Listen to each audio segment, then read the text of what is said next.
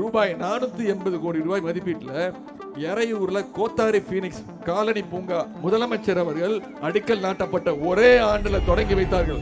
இதன் மூலம் 30,000 பெண்களுக்கு வேலை வாய்ப்பு கிடைத்துள்ளது. வேலை வாய்ப்பு கிடைத்த இந்த தொழிற்சாலை அமைக்கும் பணியை கடந்த ஆண்டு 2 முறை நானும் அமைச்சர் அண்ணன் சிவசங்கரன் அவர்களும் 2 முறை போய் ஆய்வு செஞ்சோம். ஆரம்பிச்ச ஒரே வருஷத்துல துவங்கி பல்லாயிரக்கணக்கான 30,000 பெண்களுக்கு வேலை வாய்ப்பு நம்முடைய திராவிட மாடல் அரசு வழங்கியிருக்கு. அதே போல சுமார் 370 கோடி ரூபாய் மதிப்பீட்டில் பெரம்பலூர் நகராட்சி, பாடாலூர், எறையூர் பகுதிகளுக்கு காவிரி கூட்டு குடிநீர் திட்டம் செயல்படுத்தப்பட்டு உள்ளது.